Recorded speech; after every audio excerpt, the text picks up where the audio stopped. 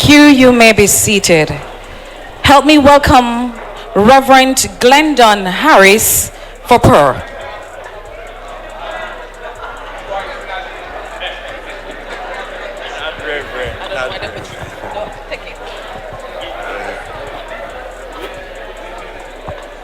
Good afternoon, comrades. Before I go into prayer, I'd want us, Comrade Sylvan, come here. I'd want us to sing one verse of I Must Have the Savior with me. For I dare not walk alone. So, rise, stand up.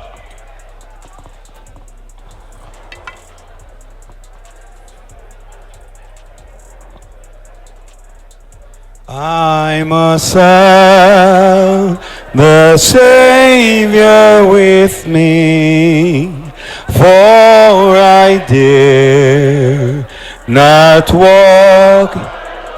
I must feel His presence near, and His arms around me thrown, and His arms around me thrown. Then my soul shall fear no ill. Let it lead me where I will go without a murmur, and His footsteps follow still. Remain standing as we go to the throne of grace. Almighty, ever-living, ever-loving Father, as we gather this evening, you know our purpose. You know the reason why we are here. Because we want to build your kingdom here on earth. Father God, bless each and every one of us that has gathered here. Bless our leader, our prime minister to be. Bless all the executive members, all those that will stand in the gap for the people across Jamaica. For loving God, come within us, stay within us, guide us, protect us, Father God, and ensure that your will is done. We know, Father God, that there are several evil around us. We know, Father God, that there are those that don't want us to be in the position.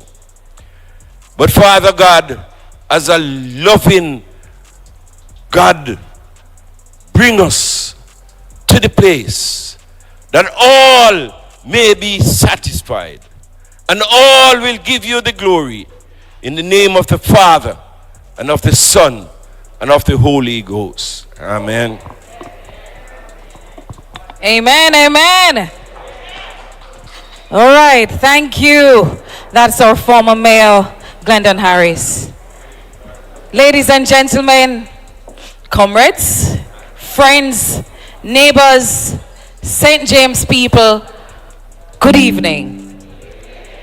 Now, I feel especially proud to be the one asked to moderate here this evening, because as a St. James girl, and even more as a South St. James girl, I'm proud to be here this evening.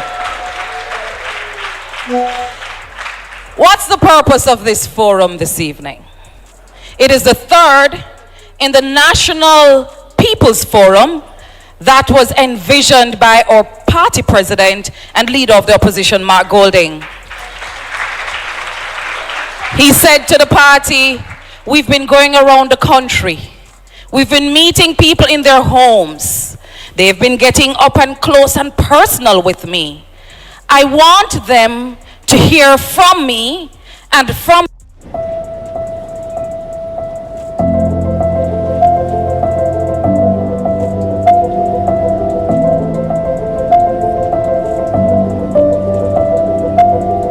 It's not a one-way street. It's a two-way street. So while this evening we will speak to you about those policies, those priorities that we will have when we get to government, we're here to hear from you. So you won't hear the vuvuzelas this evening. You will instead hear the voice of the people, their issues, their concerns, their ideas, and their feedback to the suggestions we will make here today. That's the People's National Party difference. Now, we canvassed the group to say what would be important to talk to the people of St. James about today. So many issues. After all, we are the second city in Jamaica. So some issues came up. Tourism. We talked about tourism and how we want to make tourism work for the people of Jamaica. We also talk about labor, because mixed in with tourism and how we power St. James is how our workers are treated, what policies are there for them, and how they will fare in a world of increasing hardships.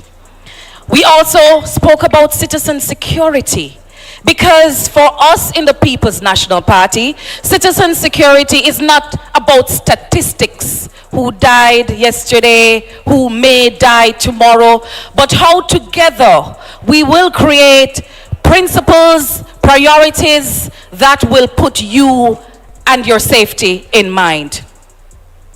We also spoke about so many other issues, but we could not bring the entire shadow cabinet here. So while Wavell, Janice, and Peter are here, our esteemed, our brilliant, did I say brilliant already? Our brilliant, I said it already. Our brilliant party leader, the legal luminary, Mark Golding, will take us through the rest. Ladies and gentlemen, we have something in store for you this evening. I want you to sit back, don't relax too much, because it's going to be hard talk this evening. To kick us off, we will have Mr. Alan Bernard. He is a deputy shadow minister with responsibility for social transformation and social protection. The MP candidate for Northwest St. James. He's going to bring you greetings.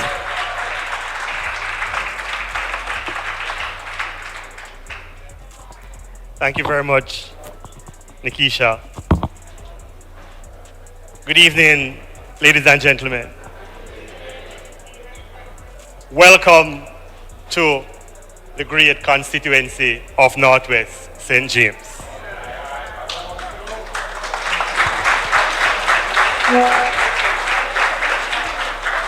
I feel honored today to be welcoming you, and I'll also take the opportunity to introduce to you the team from Northwest St. James, as well as to introduce the candidates for the parish of St. James. I want to acknowledge the divisional leaders from the Paradise Division, Mr. Andrew Henry. From the Norwood Division, Mr. Floyd Hitchman. And Miss Tamara Buchanan from the Glendovan Division. There she is.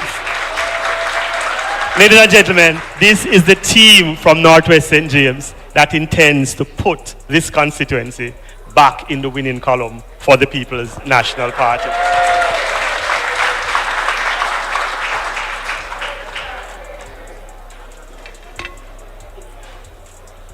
I have spent close to 30 years working with stalwarts from the People's National Party and in the parish of St. James to develop community and bring about genuine transformation.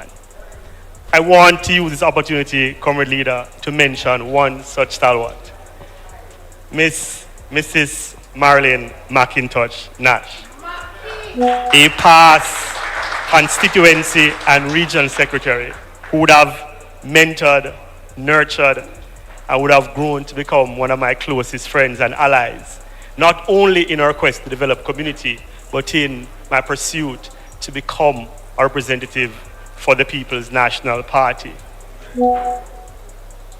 Maki, as she was affectionately called, is no longer here with us, but her work continues. The mantra that captures Marilyn's work, the mantra, the PNP, and the reason for me taking on this task is simple. It is, you do the things because it's the right thing to do. This is what has led me to the People's National Party and to representational politics. We intend in Northwest St. James to do the things for the people of Northwest St. James, to do the things for the people of St. James, to do the things for the people of Jamaica, simply because it's the right thing to do. I want to welcome you, Party Leader. This is our second function for the day. I want to welcome you to Montego Bay, welcome you to Northwest St. James. Peter Bunting, my sister and friend Janice Allen, Wavell, welcome to Montego Bay, welcome to Northwest St. James. This is about you, it's about you hearing from us, listening to us, putting your questions to us, and go and make that choice. The time to be happy is now. The place to be happy is here. And the way to be happy is to help the People's National Party make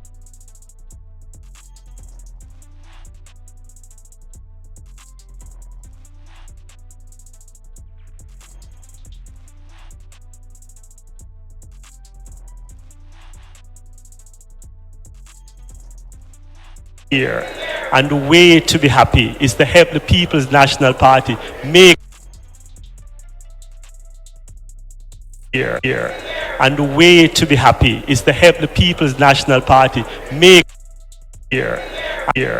And the way to be happy is to help the People's Janice Allen, Wavell, welcome to Montego Bay, welcome to here. And the way to be happy is to help the People's National Party make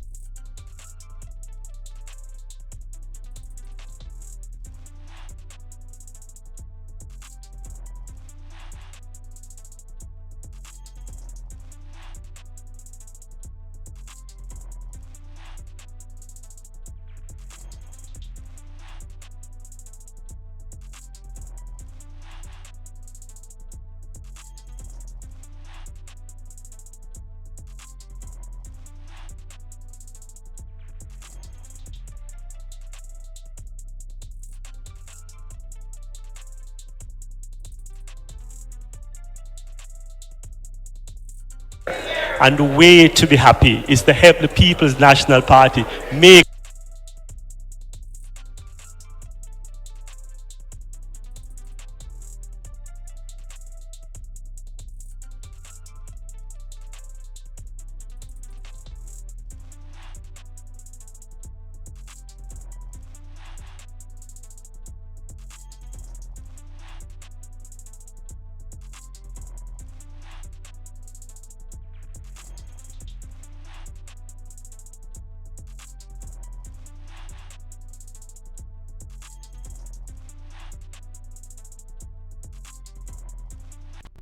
Technical difficulties, ladies and gentlemen. Not fault of my own. Both of the streams that I'm streaming from, it's just not playing. It's frozen. and the way to be happy is to help the People's National Party make. You understand? Same thing over and over again. It's not my fault, ladies and gentlemen. So just give us a second and see if we can iron that out. I want to say welcome to. Oh, here we go. Here we go. This National Party make It's coming through, type ladies of and cancer gentlemen. that you can think has a remarkable potential to use this industry to create wealth and uplift the grassroots. Fundamentally, when you talk about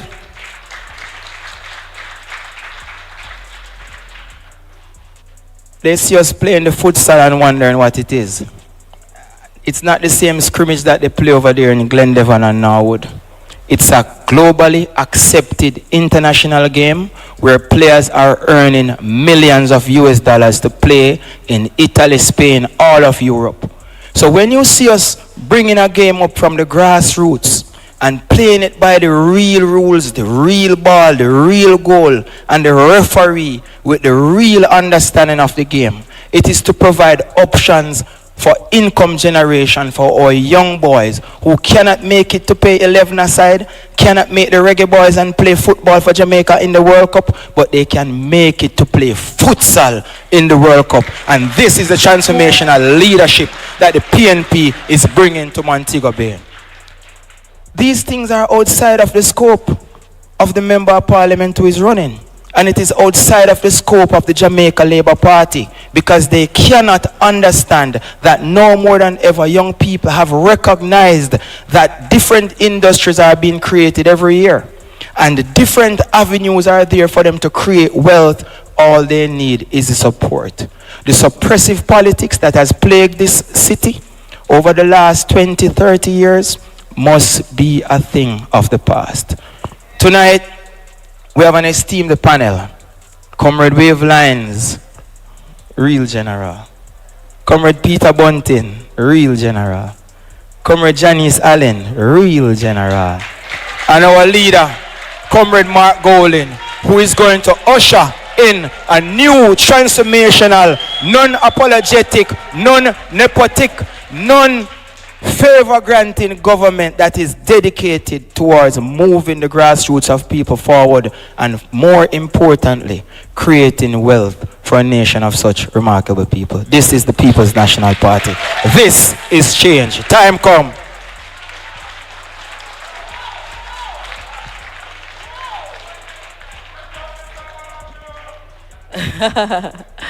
That was Dr. Andre Horton, the next Member of Parliament for West Central St. James.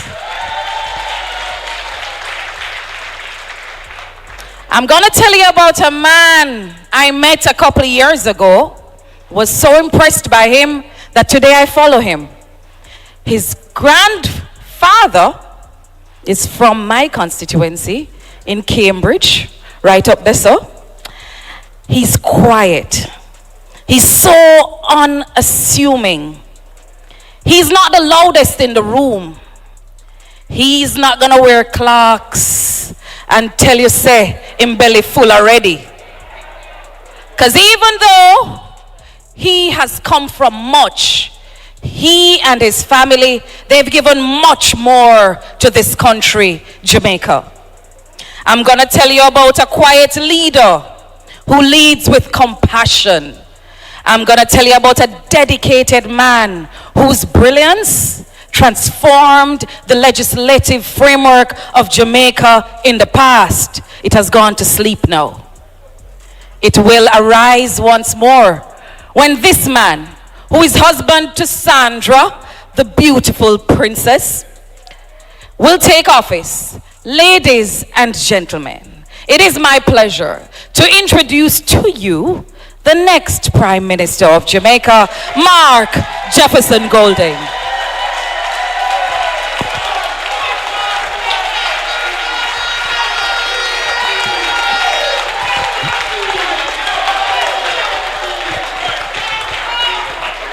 Thank you. Thank you very much. Thank you very much, Madam Master of Ceremonies and next Member of Parliament for South St. James, Comrade Nikisha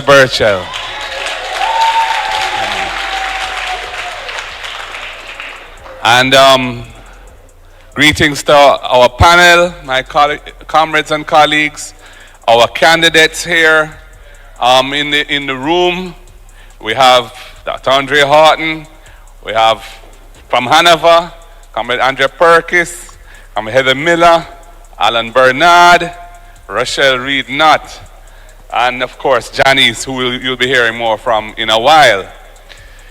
This town hall, as has been said, is the third in a series that we've been having, really to give an opportunity to interact with residents, community members, the people, in a way that we can go into a bit more depth in some of our ideas, and to hear, importantly, to hear from you on the issues of the day and how you feel about things, to make your suggestions and comments so that we can have the benefit of your wisdom and understanding and experience in forming our policies and programs as we proceed to form the next government here in Jamaica.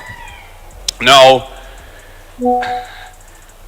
at the center of the next PNP government must be a very strong ethical framework.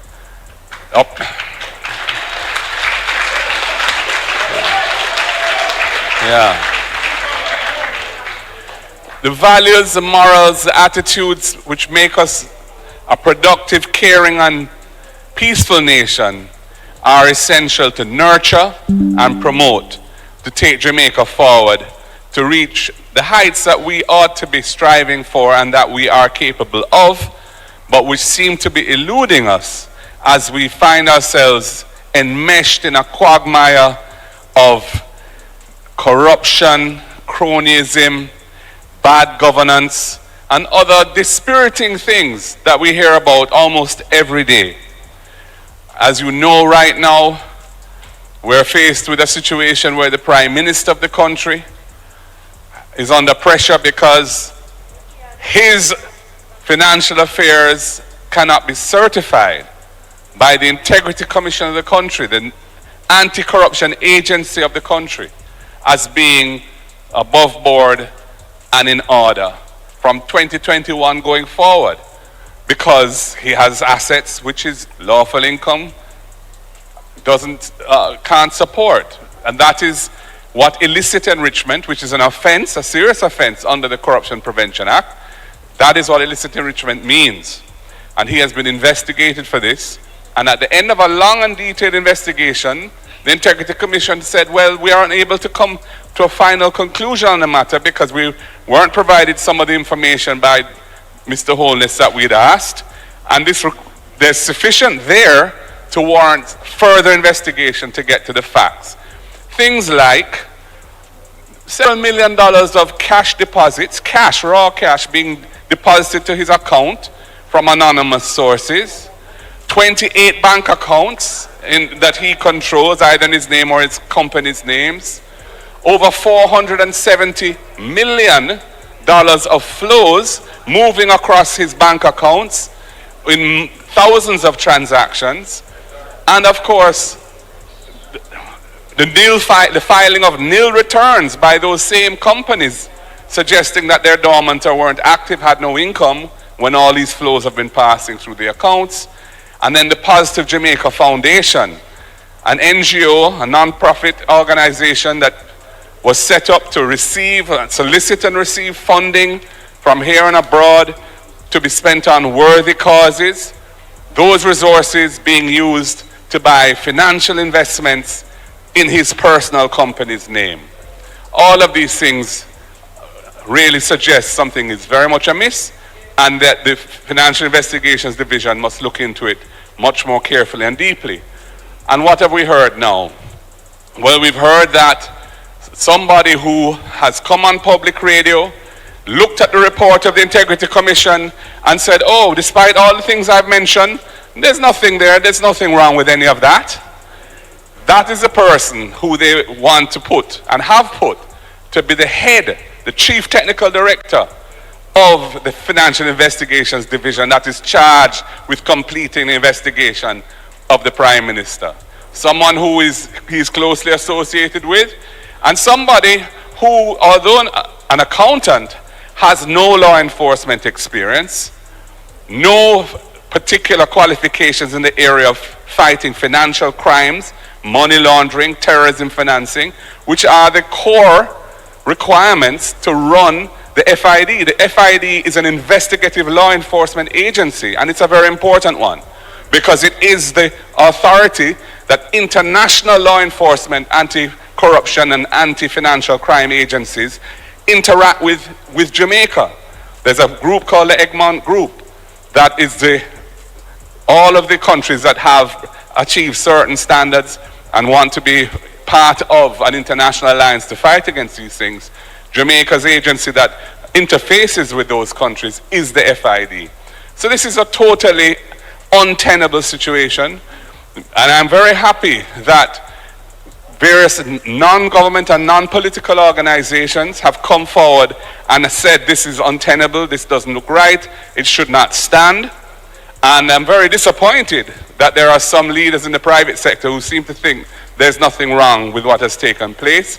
I suggest that they reconsider the matter and look at the facts, because it is absolutely clear and blatant that this appointment is totally inappropriate, untenable, and should not stand. So we have taken a resolute position against this. We had a very successful, peaceful demonstration on Monday morning at National Heroes Circle to register publicly our absolute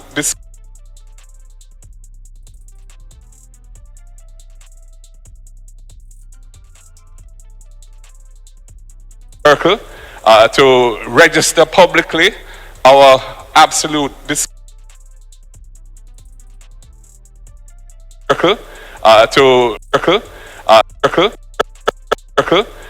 to register publicly our absolute disgust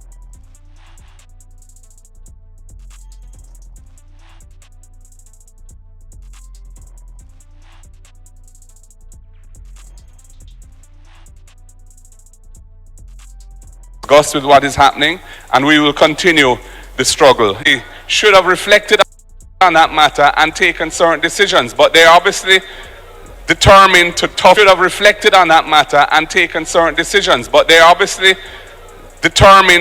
it out and see what happens. But the people of Jamaica don't like it. They don't like the smell of it, they don't like the look of it, they don't like the feel of it. And I think it's what I'd call good-minded behavior to stand up against bad administration, to stand up against corruption, to stand up against this type of situation that is bringing our country into disrepute. So I'm saying let us stand behind good-minded behavior and stand up for what is right, do the right thing. Thank you. And I plan, when we next form government, which will be soon,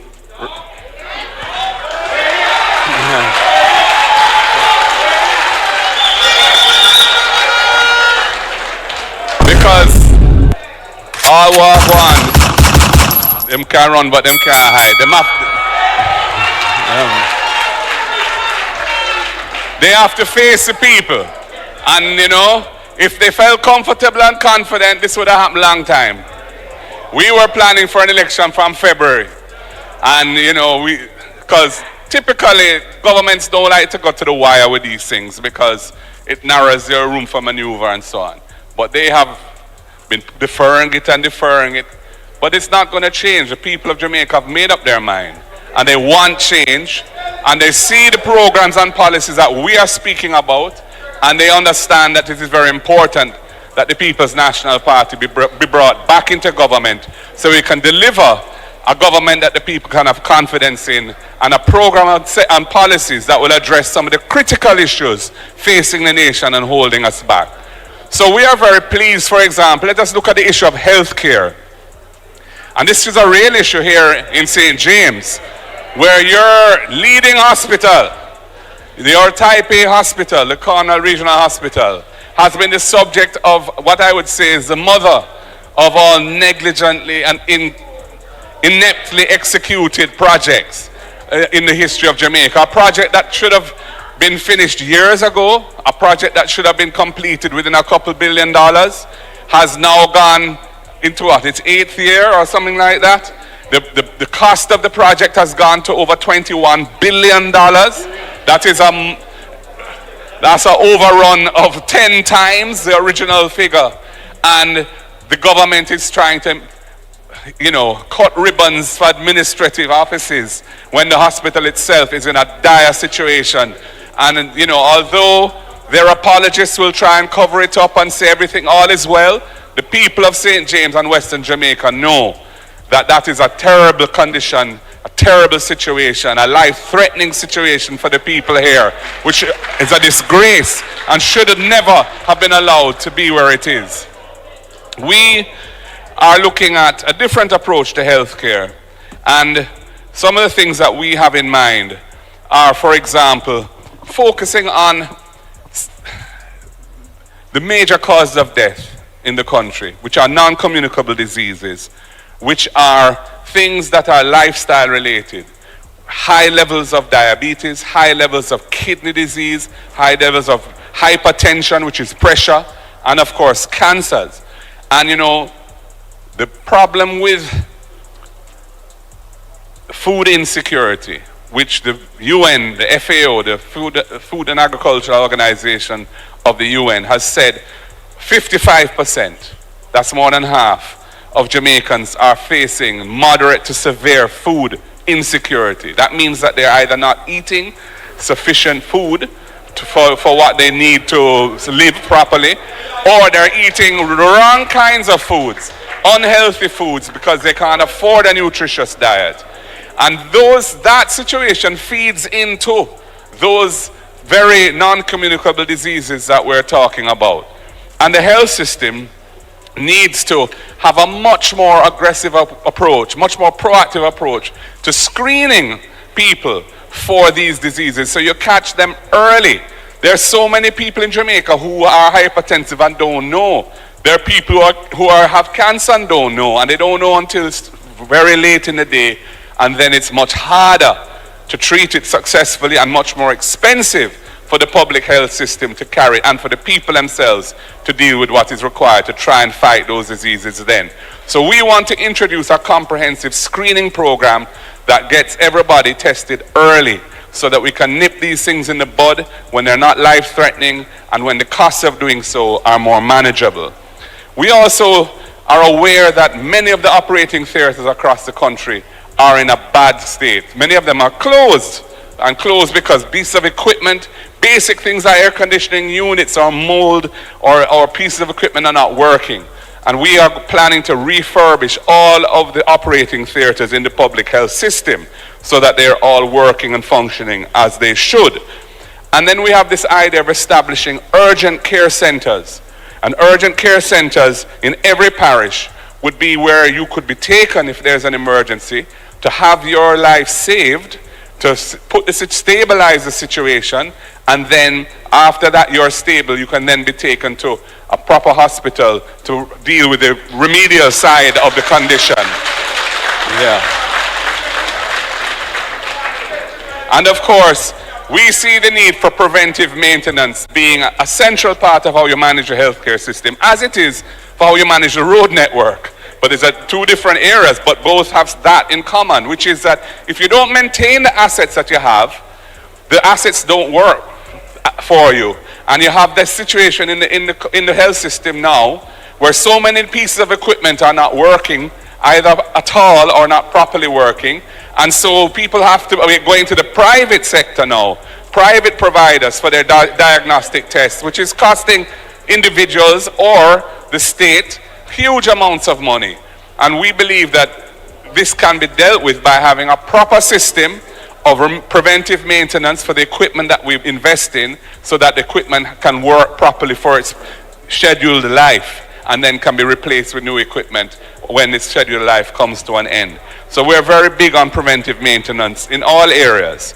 And of course, we want to support our healthcare workers, because we need to keep them in the system, and many of them are leaving.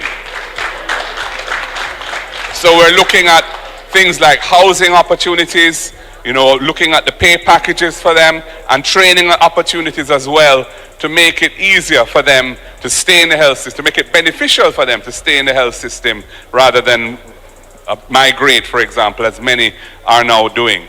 Education, I move to. Another vital area. Now, one of the reasons why,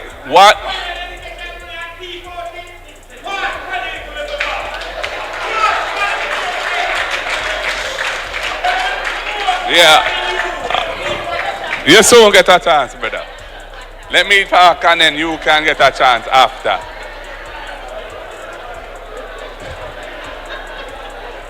I love the passion still. But you know, our economy has not been able to grow out of the stagnant GDP per capita of around 67,000 US per individual Jamaican. We have been stuck in that range despite all the good work that has been done to get our public finances into a sustainable state, to get the debt of the country down to manageable levels and all of that, which the last 10 plus years, more than 10 years, 15 years, the country has been focused on dealing with. Yet the economy is not generating wealth for the people and is stagnant, and the levels of growth are very, very small.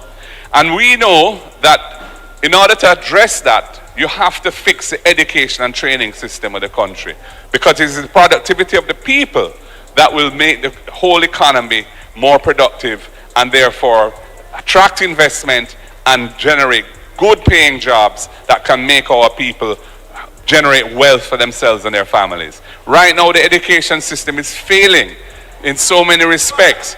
Over 30% of primary school children who leave and go into secondary school are illiterate, cannot read and write, cannot do basic arithmetic, over 30%.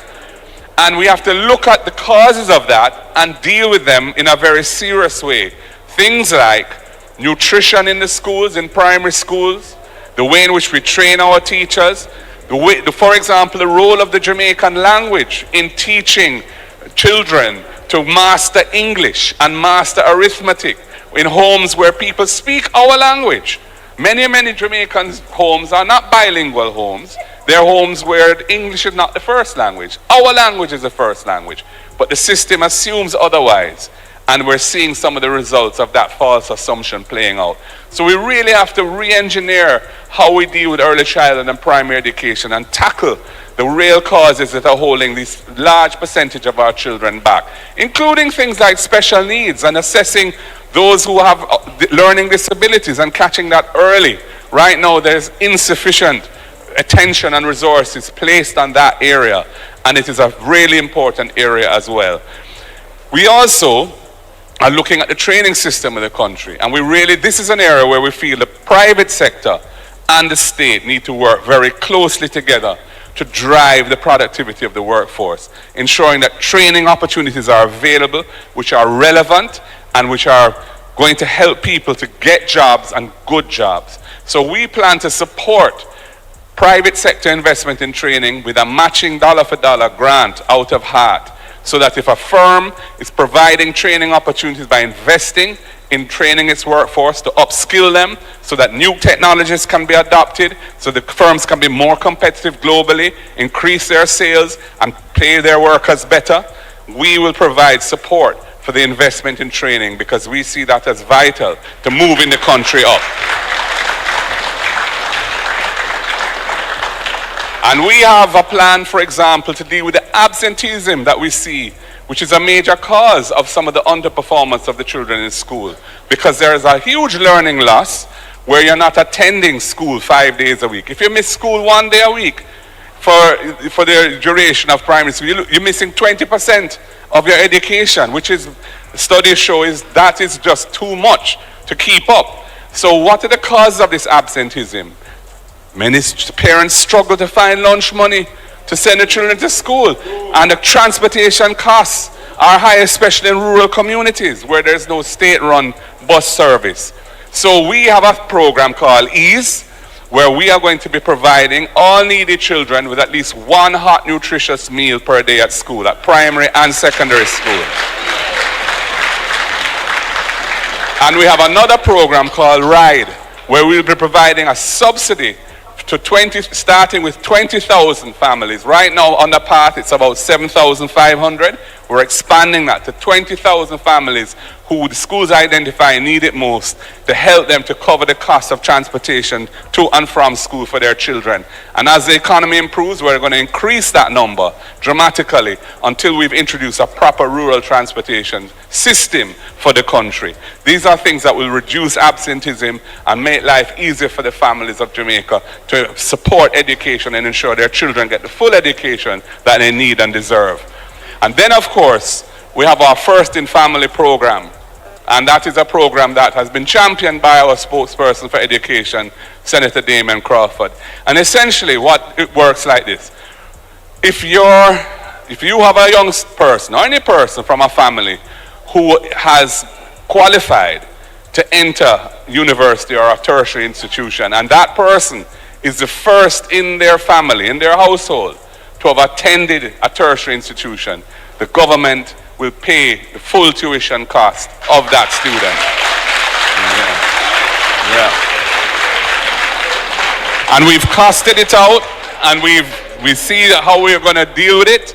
And that child, that student, when they get their degree and step into the world of work as a fully trained person, can help their family transform as well. Their siblings, take them out of this intergenerational poverty, which is a feature of life in Jamaica, where people from one generation to the next, the poverty passes down. And of course, housing is another critical area. Land and housing, I should say, because although we have seen a lot of real estate developments being built while this government has been in office, those developments are really for people who have resources already and can afford to buy houses that are 25, 30, 40, 50 million dollars. But the ordinary Jamaican everyday people, including professionals, young professionals in particular, but everybody who don't quite have it at that level, virtually no homes are being built for them. And there's a huge unmet demand for affordable housing. And so we have decided we have to deal with that. We have to bring the National Housing Trust back into its central original purpose that Michael Manley built it for, which is to ensure that our people have housing. And we're going to stop taking, this government for the last 10 years has been taking $11.4 billion a year out of the Housing Trust to fund the budget. And that is why the Housing Trust has been weakened and has been unable to fulfill its real mandate.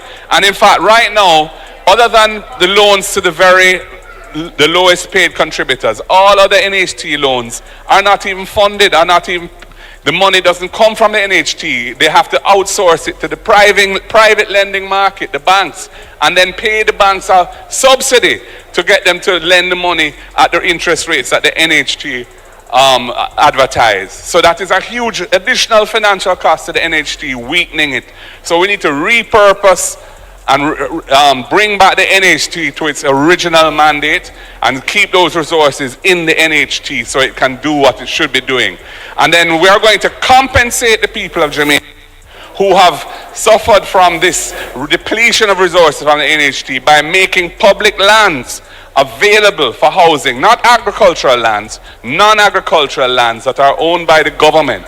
We are going to make them available for development for affordable housing, and we're not going to include the value of the land in the price of the house to keep it down for the people.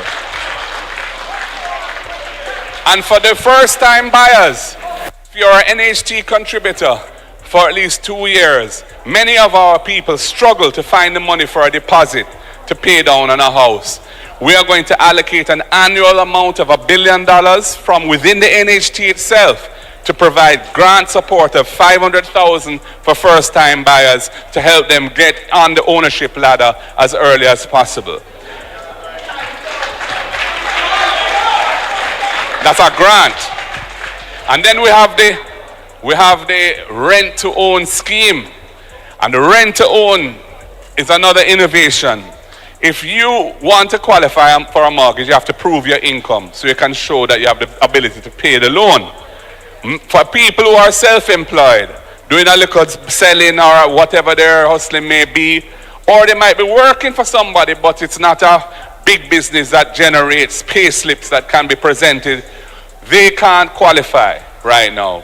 And what we intend to do is bring those people into the ownership system by saying they can go into occupation of the NHT house with a view to buying, but initially as a tenant, and pay the rent, which would be equivalent to what the mortgage payments would be. And if they are able to make their monthly payments as a tenant, after 6 months or so, we will say, you have proved your income. Time to transition now from being a tenant to being an owner, and we will let you have the mortgage and step up in life. And of course, we have our Porsche program, which is named after Sister P. And that is about things like completing all of the Operation Pride schemes that are out there that were not finished and this government has ignored. Completing the infrastructure, ensuring the titles are issued, and looking at other informal settlements and bringing solutions to upgrade them so people can become formal owners of a decent community instead of living on the margins of society. And dealing with things like the zinc fences in communities and the poor sidewalks that persons with disabilities struggle with and all that kind of thing. Porsche is going to be a social upliftment program for the people of Jamaica to deal with some of the endemic poverty that pervades. And in St. James, that is a real issue because we know the issues around land tenure here in St. James. So the last point I want to make before I close is the whole question of beach access. And you know, we are in a country which is blessed. We're in an island. We're in one of the most beautiful islands. And we're blessed with lovely beaches around our coast. But over time, because of the way that we have developed, and I'm not going to throw any stones or cast any aspersions, but the reality is that so many of our beaches are not accessible to our people. There are less and less beaches where our people can go and cool out, chill out, hold a meds, build a vibes, and just relax and recreate. And we feel that that is not a situation, we can't support that system any longer. So we are going to be looking at ways of negotiating with those who control those beaches. If they are owned by the government, we will continue to maintain or improve them and make them accessible to the people at a very affordable basis. But if they are in private hands, we're going to have discussions with the industry to see how we can reach a win-win situation where our people can have access to the beaches of this land. And if necessary, we will use the law to ensure that this is done. And you know, there's around the rest of the Caribbean, tourists come and are on beaches where the local people are as well, and they don't have this system which excludes their people from the beaches. And Jamaica cannot move forward on the basis that we exclude our own people from the nicest spots in the country. We don't support them thing there. So we have work to do. And I noticed actually that the Minister for the Environment in his sectoral debate presentation, us having been agitating around this issue for a while, says, well, for all new projects, and he even showed a picture of a new project where there's a pathway built for access from the road to the beach for the public. And I'm like, good, well, that's a start. But what about all the existing ones that exist already? There are provisions in the law for addressing that. And to the extent that they're inadequate, I will fix that and make sure so we go through.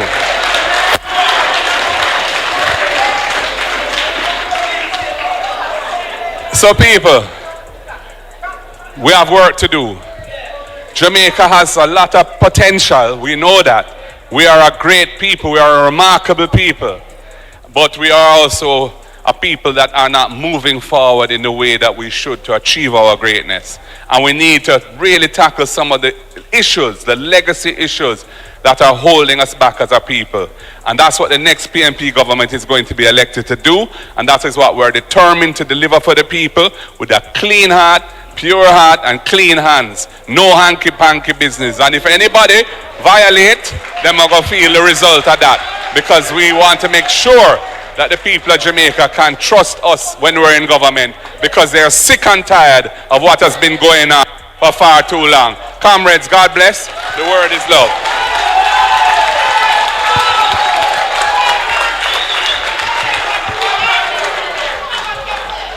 Ladies and gentlemen, isn't it refreshing to hear somebody so brilliant, clear, coherent ideas and not someone shouting at us? Ladies and gentlemen, the next Prime Minister, Mark Golding.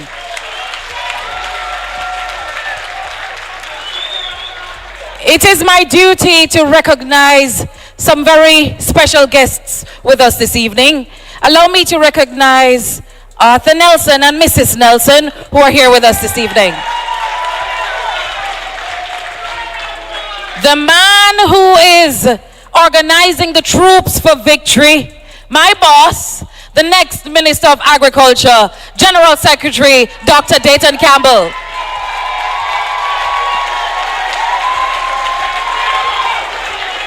We have with us, ladies and gentlemen, some of the representatives who will be in Parliament next. You know the St. James ones already, but we have Andrea Perkis, Heather Miller, and Andrea Dehaney, Deputy Mayor of Hanover. And ladies and gentlemen, I'm not really biased, but my neighbor from over the corner, former Maroon Chief Murdy Rowe, is here with us this evening.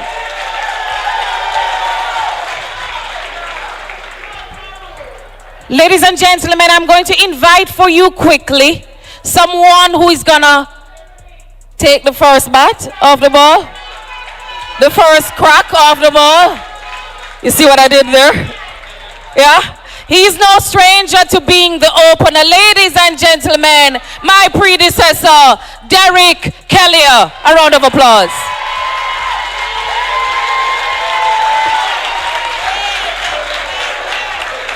I was going to introduce Wavell, but the Labourites have been saying that we're calling for our senior parliamentarians who've retired to the pavilion to come out. But if we're proud of our people, what we go to hide them? We are proud of those who have served, and we're happy they still want to be a part of what we're into. Derek Kelly. Now I was saying about my batsman. Him have on him pad and a bat, and you have to duck every now and again because some six and some four and some leg by and so wide. Me know me thing, don't? Him go bowl. Our opener, Wavell Hines, Shadow Minister for Labour and Sports.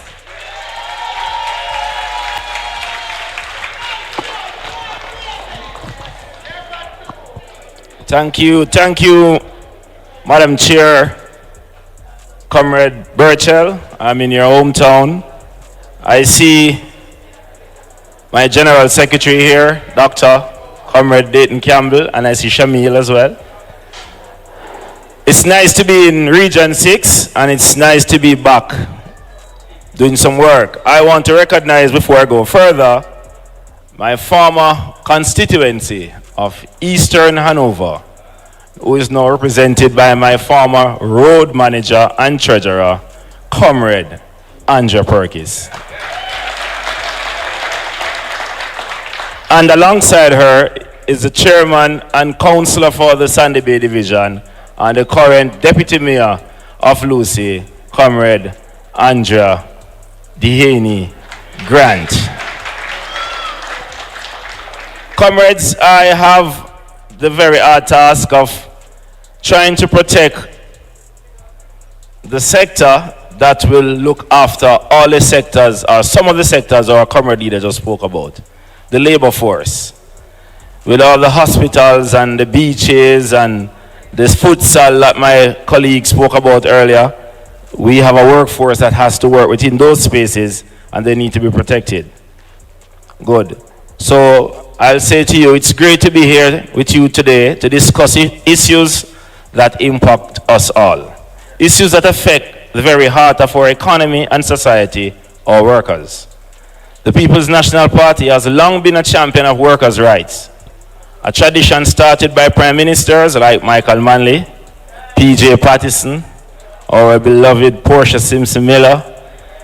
Today I want to reaffirm our commitment to continue that fight with a particular focus on the protection of workers' rights through enforcement of the international labor laws, international labor organization standards, and ensuring that workers is not left behind. I will be discussing issues that directly affect the everyday worker, precarious employment, the misuse of contract work, underfunded labor offices, and even the impact of foreign workers replacing Jamaican workers in certain sectors. Precarious employment and contract abuse. One of the most pressing issues we face as a country is the rampant misuse of contract work. It's an issue that cannot be ignored. In many industries, workers are hired on short-term contracts, often renewed repeatedly. These workers are doing the same job year after year, but because they are classified as temporary, they are denied the benefits, security, and rights that permanent employers are entitled to. This creates a situation where workers are vulnerable to abuse and exploitation. It's unacceptable for workers to be subjected to unfair working conditions simply because of how their contracts are structured. We stand by the principle that work is not a commodity. Workers must be treated with dignity and provided with security in their employment.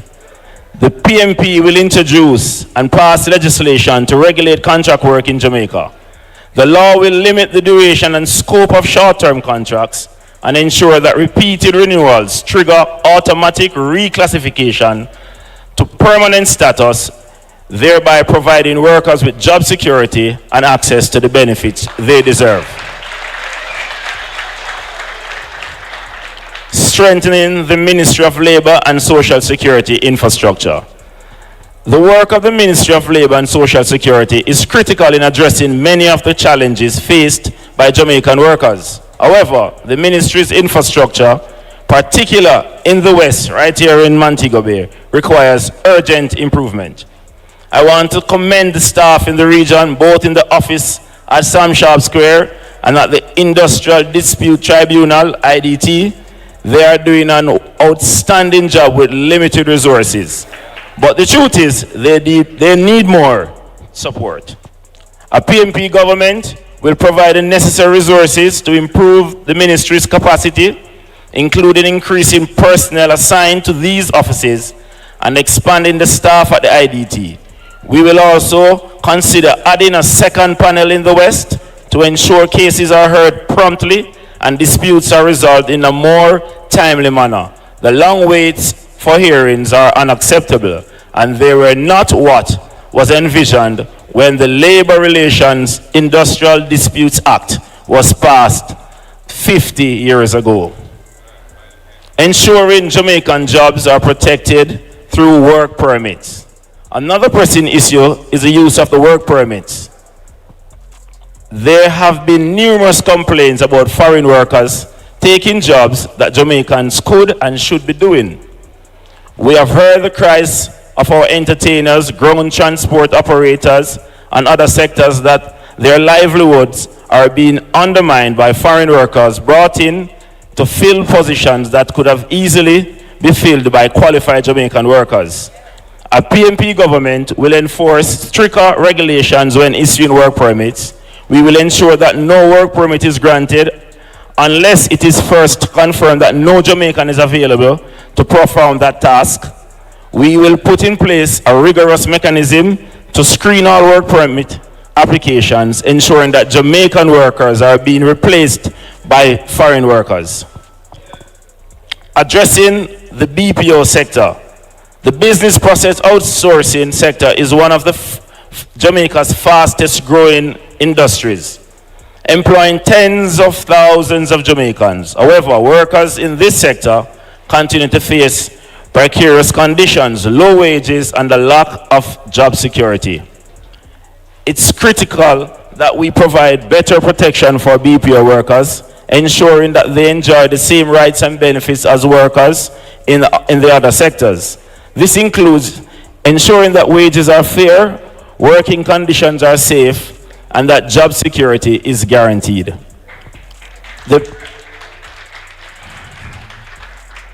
The PMP will work to ensure that the BPO industry adopts ethical working practices that protect workers and provide a pathway to career development rather than a revolving door of short-term contracts.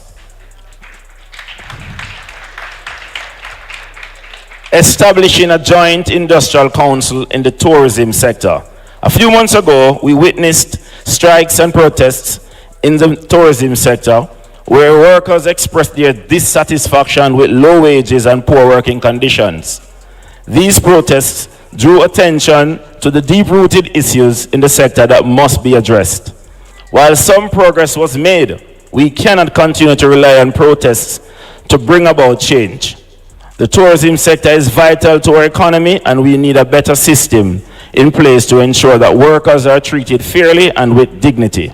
A PMP government will work with all stakeholders, hotel owners, management, unions, and the workers themselves to improve industrial relations in the sector.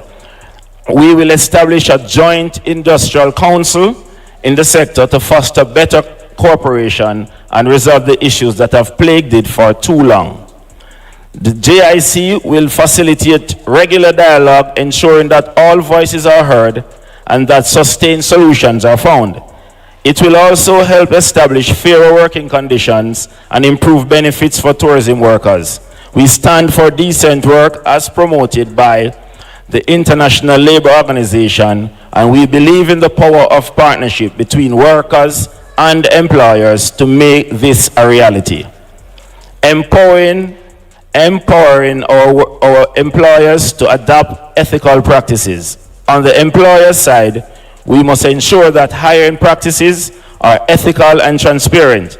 Workers should reserve work contract for genuinely temporary or non-core functions, such as seasonal work, special projects, and not for permanent roles that are integral to the ongoing operations of a company.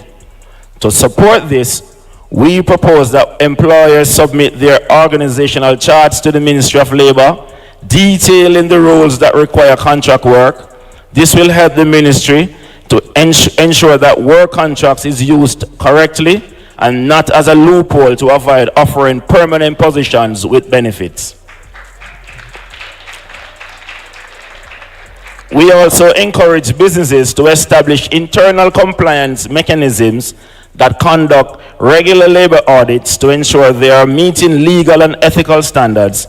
This proactive approach will help prevent exploitation and ensure fair and just workplace for all. Workers and trade unions. For our workers, it is essential that they remain vigilant in protecting their rights. Unions must play a key role in tracking and reporting abuse, and workers should be educated about their rights under the law and union agreements. We will also establish tripartite monitoring committees that include equal representation from government, employers, and unions. These committees will oversee and review the status of contract labor practices, violations, and enforcement, ensuring data-driven reforms are enacted. Furthermore, we will launch pilot programs in key industries like construction, hospitality, security to test new enforcement tools such as digital contract registration and grievance portals. These programs will serve as modules for broader reforms across sectors. In closing, let me reiterate, the PMP stands committed to ensuring that every Jamaican worker receives dignity, respect, security, and the security they deserve. We will act swiftly to tackle the issue of contract abuse, improve the Ministry of Labor's infrastructure, protect Jamaican jobs from foreign competition, establish better industrial relations in key sectors like tourism and the BPO. The time for change is now. We need a government that stands with its workers. We need a government that puts people first. Together we will build a better, more equitable Jamaica for all. I thank you.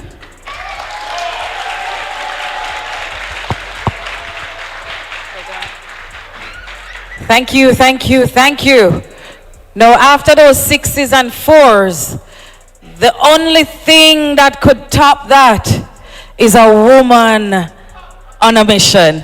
Ladies and gentlemen, our Senator, Janice Allen, the next Minister of Tourism.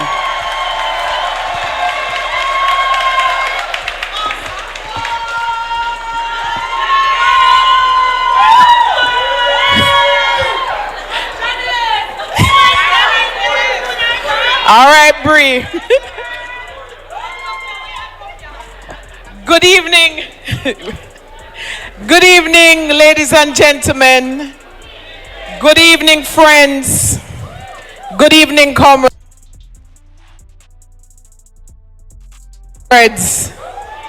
and colleagues here in St. James.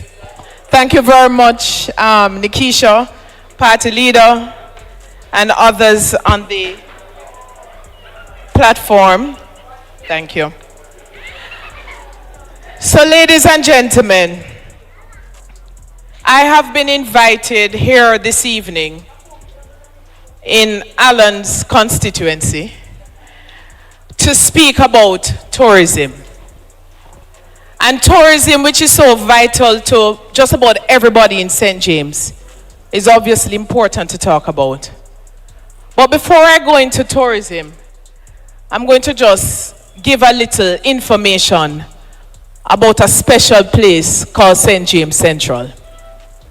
St. James Central is really the heart of the parish. It's literally the center of St. James. From Salt Spring to Portobello by way of Sam Sharp Square and the Market District.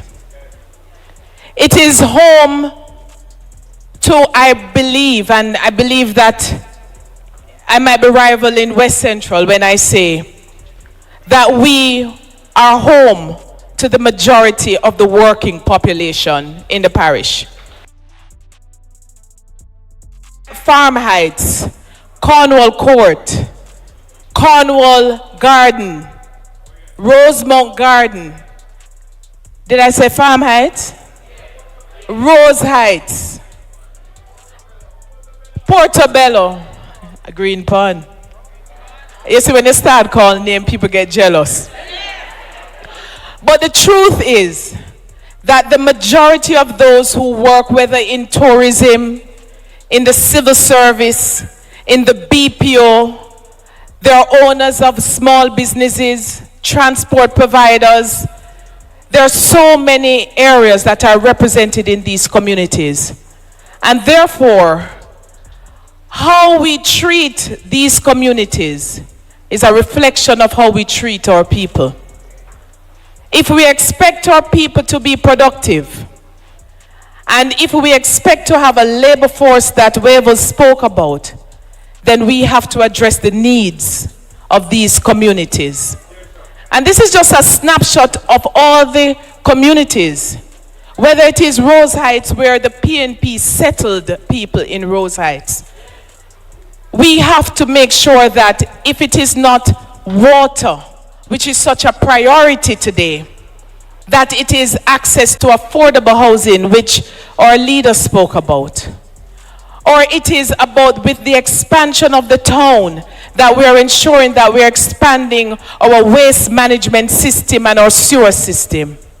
Development is all encompassing. And we cannot measure development simply by the number of hotel rooms built. We have to measure development by how our people's lives are changed. And so the next PNP government, and I should say the incoming PNP government, is serious about ensuring that we put the people first in everything that we do to ensure a better Jamaica for all our citizens. And so, when I look at Montego Bay, which is supposed to be the tourism capital of Jamaica and by extension the region, there is much work that needs to be done. Montego Bay has close to about 10,000 hotel rooms of all types, villas, Airbnb, call it what you may, about 10,000. The industry in Montego Bay employs about 15,000 people directly. But then we also know that there are a lot of indirect employment, transportation, craft, entertainment, retail, food. And when tourism is not doing well, all of these sectors feel it. Just this week, I sat with a manufacturer who enjoyed business courtesy of the tourism industry. But because of the downturn in the industry, which many will try to say all is well. But the truth is, you know, you feel it. And just like that manufacturer who has had to transform or change his business model because the business that was being generated as a result of tourism has taken such a dramatic turn. We are for development. The People's National Party has proven over and over that we are for development. But it's what kind of development?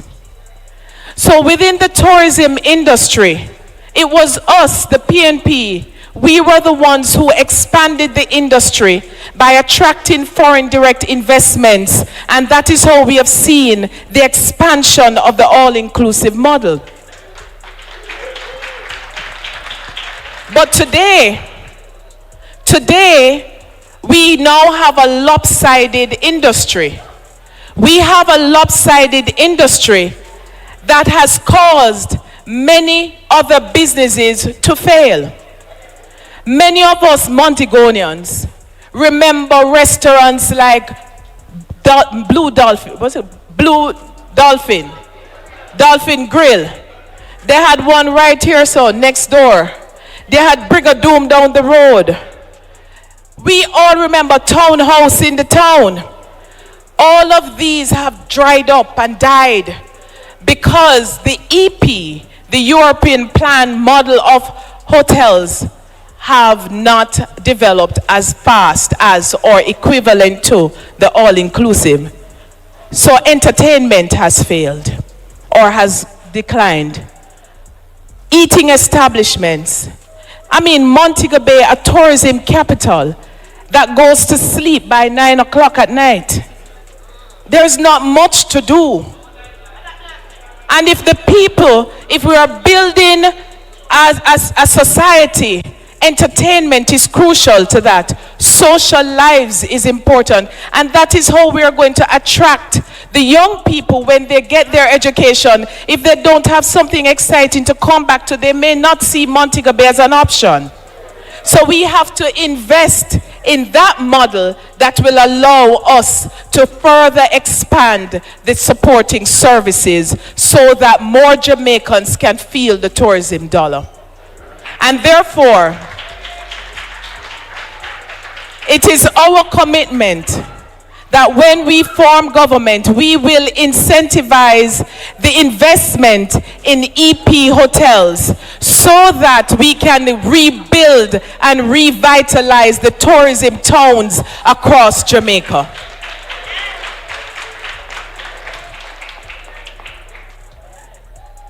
Within tourism, and again, the trailblazers that the PNP has always been, we formulated and instituted the Tourism Enhancement Fund. And as the name says, Tourism Enhancement Fund. The funds collected by this system are supposed to go right back into the very towns that generate the money. Today, we are not seeing the reinvestment in the towns.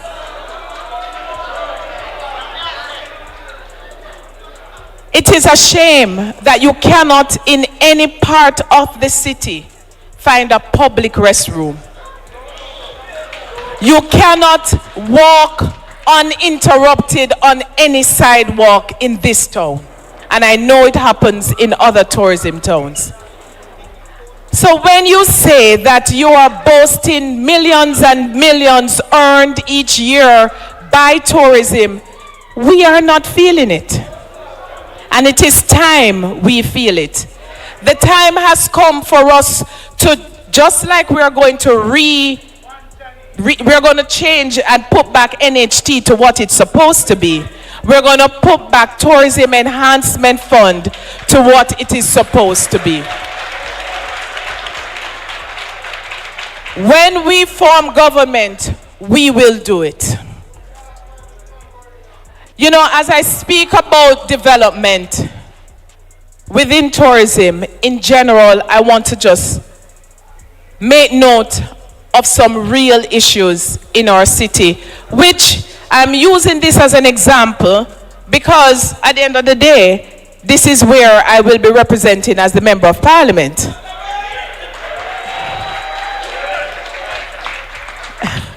So, the truth is, development is important.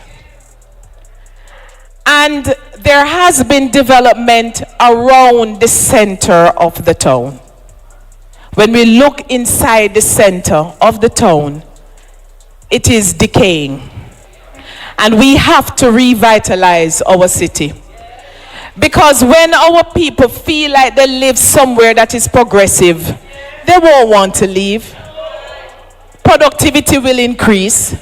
It sounds simplistic, but the truth is, we have to encourage investment, especially Jamaican investors in Jamaica. And therefore, for those Jamaicans who I see who have been investing their hard-earned dollar into Jamaica, I mean, the other day I walked on Church Street. I walk plenty, you know, party leader. I walk in the town plenty. When I am on Church Street the other day, I saw a gentleman doing some construction. He's a Jamaican who is connected to business and has business in the United States. And today he bought a building on Church Street that he's renovating. He's connected to Eastern Hanover. He's renovating in Montego Bay. And that is an expression of confidence our Jamaican people need to see in other Jamaicans investing in the town. There are too many derelict buildings in our city that ought to be. We must use encouragement for those who are the owners, because many of them are overseas and have left their buildings unattended, and that is leading to the downgrade of our city. We have to first encourage them, incentivize them to invest in it, or if needs be, we have to use legislation to acquire some of them because they are leading to the deterioration of the city. And we cannot just leave it like that.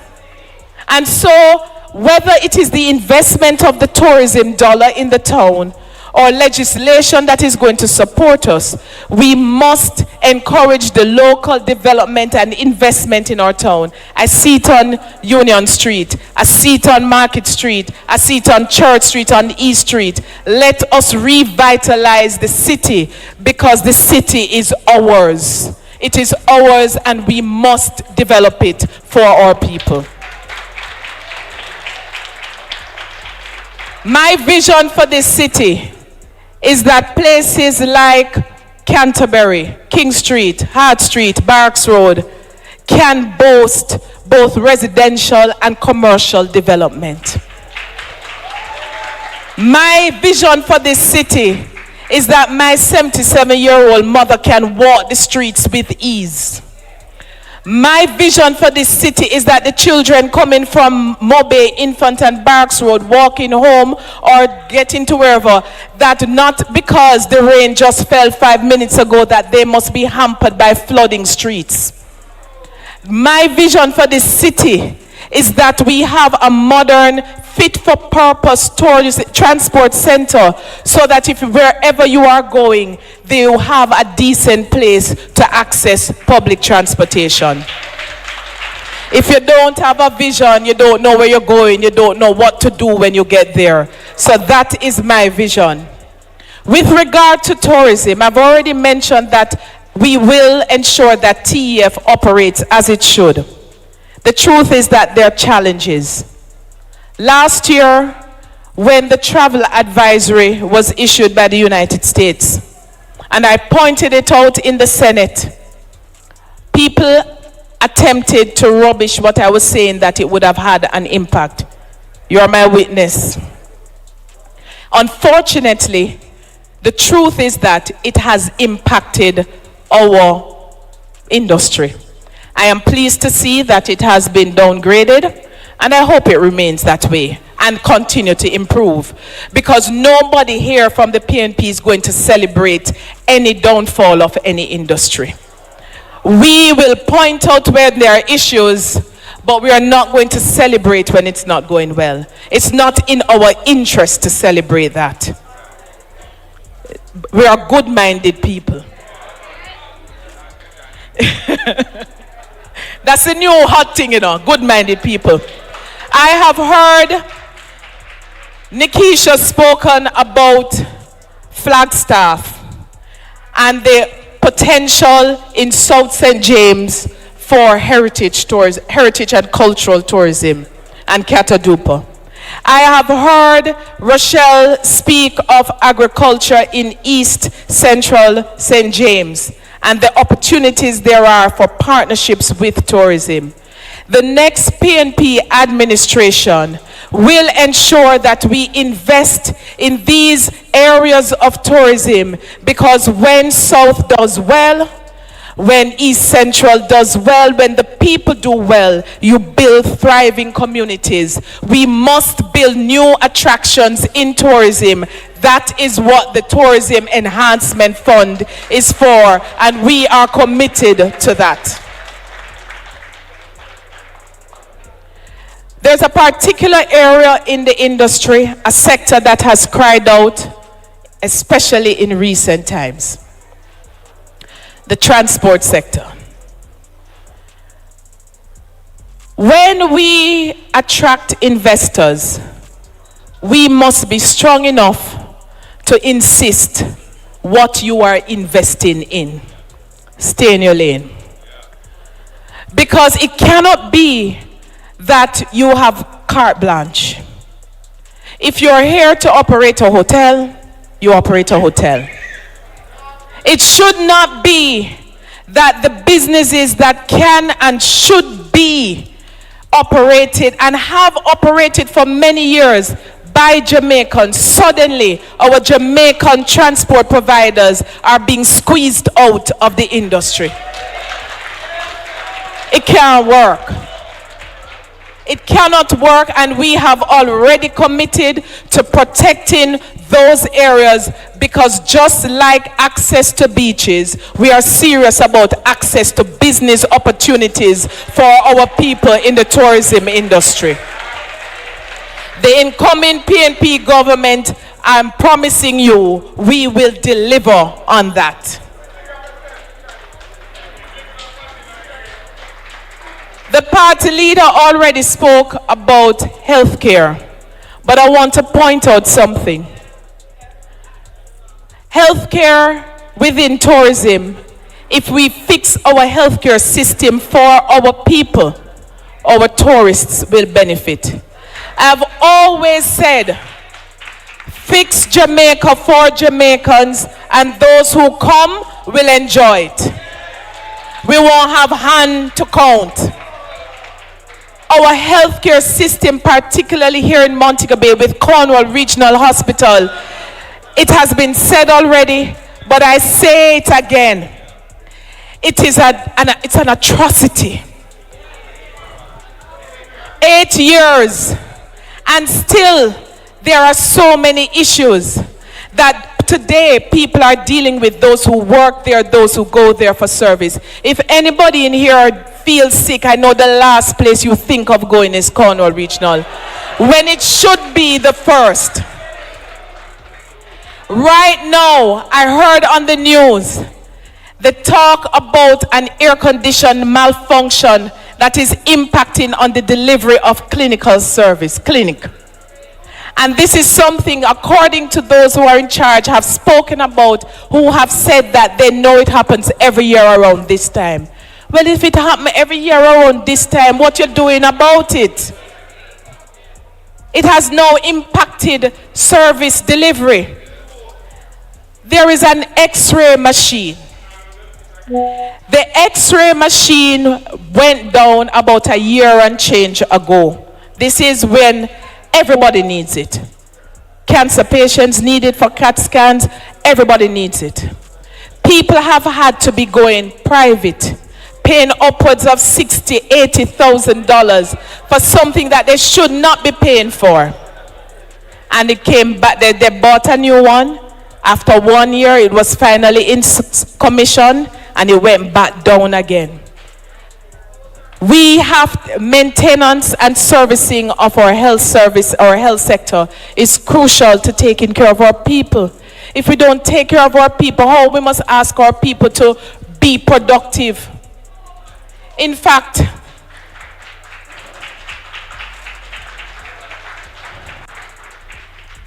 everything that we do must be geared towards building our productivity. And I'm wrapping up, Party Leader. I see you're watching the time because you have to go back to Kingston. We have to ensure that we, you know, this Party Leader of mine, if you, let us take care of our people, right? I will close by just saying this. We are at a most crucial time in our country.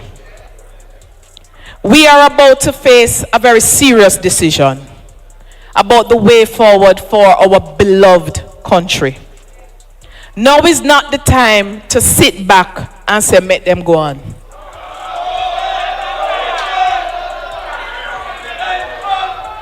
The time is now for leadership that you can depend on. The time is now for integrity because it matters. The time is now to put the people at the center of every decision that we make. The time is now for the People's National Party to be the next government of this country.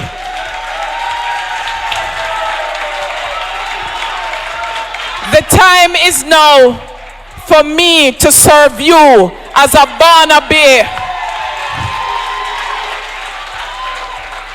As a Barnaby, to serve you in the city of my birth. I look forward to being your member of parliament. Thank you.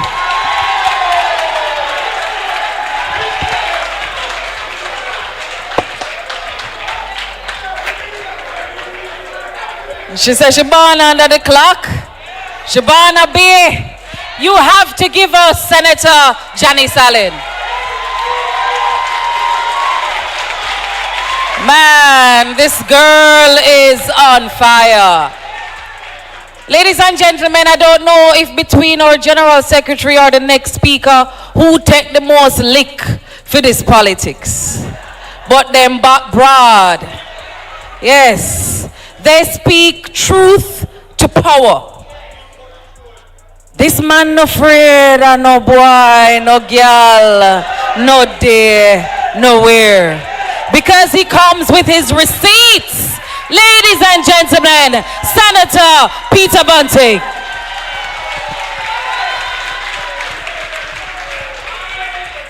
Thank you, fellow panelists, distinguished guests, comrades and friends. Good evening. You know, as someone who recognizes that all politics is local, I didn't mind giving up half of my time to Janice so she could speak to her people. And to continue Nikisha's cricketing analogy, there are sufficient runs on the board that we could declare right now. But since I'm not the captain of the team, I've been sent in to give our tail enders innings. But just very quickly, I've been asked to speak on the issue of national security, and I just want to do two things. The first, I want to review the Andrew Holness regime's track record in national security. And then secondly, I want to speak to how we would do things differently. So first, this GLP government is suddenly claiming that one of their successes is the reduction in murders for the last few months. Now, we're all very happy and welcome these reduction in murders. But it has absolutely nothing to do with the GLP regime. It is in spite of the GLP regime. And let me just do a quick review of what happened when the government changed in 2016 and these people came to office. The first thing they did was introduce a most idiotic policy. They suddenly decided that police didn't deserve new cars, new vehicles anymore. And they were the only government in the entire world that decided they were going to purchase junk vehicles for the police. Well, when they stated it, we predicted it would be a fiasco. And it turned out to be even worse than we had imagined. And cut a long story short, up to today, the used vehicles haven't been delivered and cannot be found. Although all have been paid for. And the few that did arrive, some of them could barely make it off the wharf before them broke down.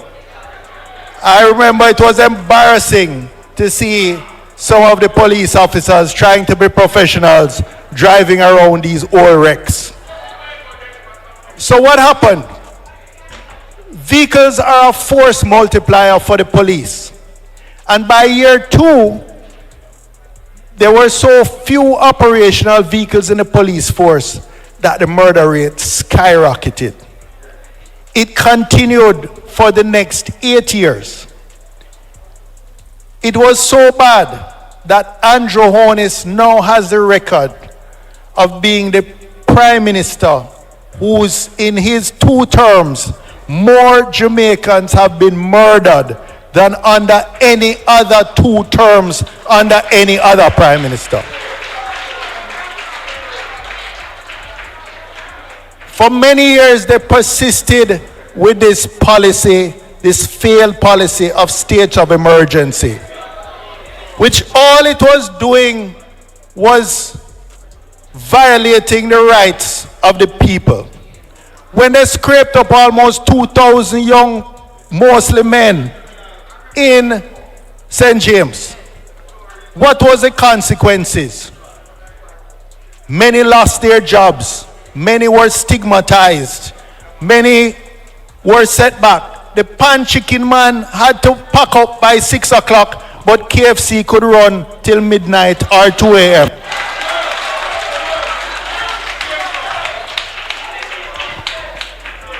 All that policy of oppression was doing was putting more pressure on the average Jamaican. There was no reduction in murder anywhere. In fact, there was a 25% increase in the entire Jamaica year after year. Yes, temporarily in a particular area or community, Alan, where there was a surge of security forces, you would find a decline temporarily. But there was something called the balloon effect. So after states of emergency in St. James, then you found murders going up in Hanover, in Westmoreland, in Trelawney. The opposition called out this practice and said it's not only unconstitutional, but is ineffective. And today, we stand here before you vindicated by the full Constitutional Court of Jamaica.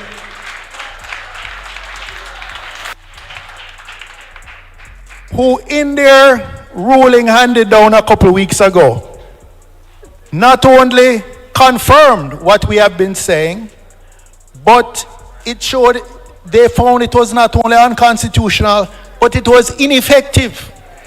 These are people, these are judges, skilled, trained, and experienced in weighing evidence.